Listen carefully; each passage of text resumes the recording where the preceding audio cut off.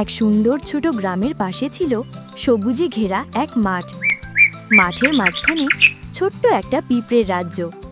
প্রতিদিন ভোরের আলো ফুটতেই অসংখ্য পিঁপড়ে লম্বা সারি বেঁধে বেরিয়ে পড়ত খাবারের খোঁজে।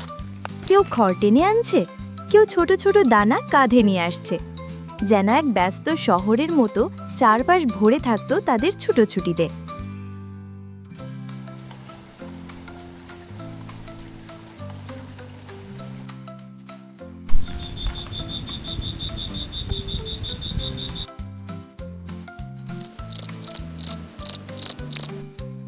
এই দলে ছিল এক চতুর পিঁপড়ে। অন্যদের মতো সে খুব একটা খাটতে চাইতো না।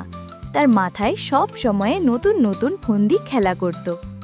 একদিন সে মনে মনে ভাবল, আমি যদি একটা বড় চালের দানা একা নিয়ে ফেলি, তবে সেটাকে কাউকে না দিয়ে একাই খাবো। আহা, কি মজা হবে!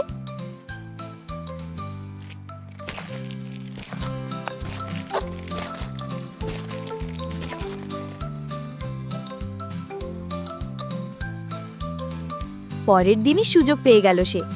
দূরে খামারের আঙিনায় চকচক করছে সাদা একটা চালের দানা। অন্য পিঁপড়েরা দল বেঁধে ব্যস্ত, তাই কেউ খেয়াল করল না। চতুর চুপিসারে দানা কাঁধে তুলে নিল। তার ছোট্ট শরীর কাঁপছিল, তবুও গর্বে বুক ফুলে গিয়েছিল। সে দৌড়ে গিয়ে অ্যান্টিলের বাইরে এক্ষুনি দানা লুকিয়ে রাখল। তারপর দানার উপরে বসে বলল, হা হা, এটা শুধু আমার, আমি একাই খাবো, কাউকে দেব না। কিন্তু দানা ভাগাভাগি করার সময় বাকি পিঁপড়েরা লক্ষ্য করল যে চতুর পিঁপড়ে ফাঁকি দিয়েছে। তার চালাকি সবাই বুঝে গেল। তাদের নেতা পিঁপড়ে রেগে বলল, চতুর, তুমি দলের নিয়ম ভঙ্গ করলে। আমরা তোমাকে একা রাখব যদি তুমি নিয়ম না মানো। চতুর মাথা উঁচু করে চুপচাপ থাকল। সে ভাবল, আমি একা হলেও খুশি হব। চতুরকে সবাই একা করে দিল।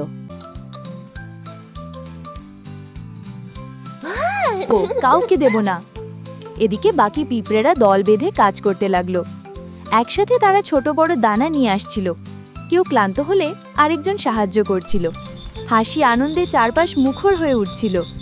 চতুর তাদের দিকে তাকিয়ে দেখল, ভেতরে ভেতরে তার একটু হিংসা হলো। সবাই আনন্দে খাচ্ছে, গল্প করছে, নাচছে, আর সে একা বসে দানার পাহারা দিচ্ছে। মনে মনে বলল, তারা মজা করছে, কিন্তু আমার আছে বড় দানা, একাই খেলে আমি বেশি সুখী হব। কিছুদিন কেটে গেল। চতুর নিজের দানা নিয়ে বসে থাকত। অন্যরা তাকে ডাকতো খেলতে, ডাকতো কাজে যোগ দিতে, কিন্তু সে মাথা নাড়ত, না না, আমি ব্যস্ত। এইদিকে চতুরের আর একা একা ভালো লাগছিল না। একা একা খেতেও ভালো লাগছিল না। বাইরে সবাই কি মজা করে খাচ্ছে, সবাই একসাথে কত খুশি। এসব ভাবতে ভাবতে চতুরের মন খারাপ হয়ে গেল।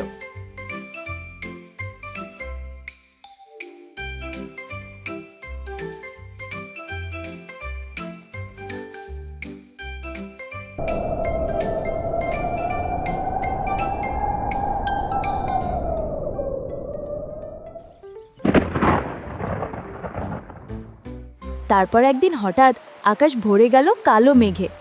গর্জে উঠল বাজ। মুহূর্তেই শুরু হলো ঝুম বৃষ্টি। বড় বড় ফোঁটা মাটিতে পড়তে লাগলো। মাটির গর্তগুলো ভরতে উঠতে লাগলো পানিতে।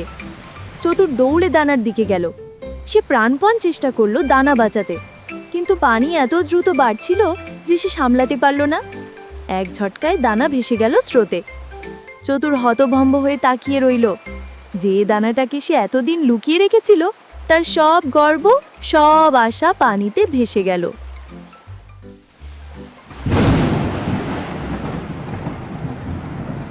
ভিজে কাঁপতে কাঁপতে তার চোখে জল চলে এলো। সে ছুটে গেল অন্যদের কাছে, গলা কাঁপিয়ে বলল, আমার ভুল হয়েছে বন্ধু, আমি তোমাদের ফাঁকি দিয়ে একা থাকতে চেয়েছিলাম, কিন্তু একা থাকার কষ্ট আমি টের পেয়েছি। তোমরা চাইলে আমায় শাস্তি দাও, শুধু আমাকে একা করো না বন্ধু, আমি তোমাদের সাথে থাকতে চাই।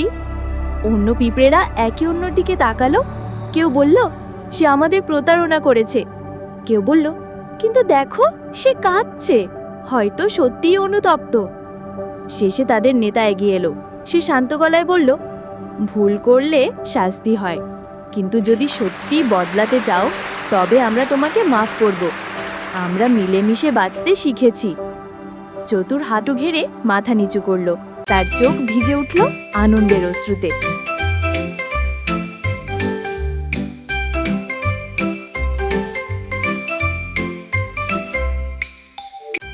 সেই দিন থেকে চতুর আর আগের মতো থাকলো না। এবার সে সবার আগে দৌড়ে যেত দানা খুঁজতে, ভারী বোঝা দেখলে অন্যদের সাহায্য করত। একসময় অন্য পিঁপড়েরা তাকে আবার গ্রহণ করল।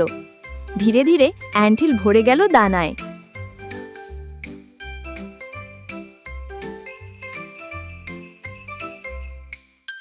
সবাই মিলে গান গাইতে গাইতে দানা সাজালো, একসাথে খাওয়া দাওয়া করলো।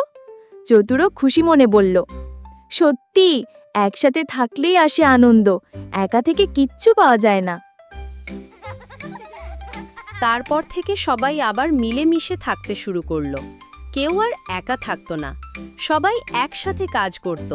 কেউ দানা কুড়িয়ে আনতো, কেউ আবার পিঁপড়ের ঢিবিতে খাবার মজুত করত। দিন শেষে সবাই মিলে মজা করে খেত, খাওয়ার পর গান গাইতো, নাচতো আর হাসি খুশি থাকতো। এভাবেই আনন্দ আর ভালোবাসায় ভরে উঠল তাদের প্রতিটি দিন। শিক্ষা: লোভ আর স্বার্থপরতা মানুষকে একা করে দেয়, কিন্তু একসাথে ভাগাভাগি করে নিলে আনন্দও বাড়ে, সুখও বাড়ে।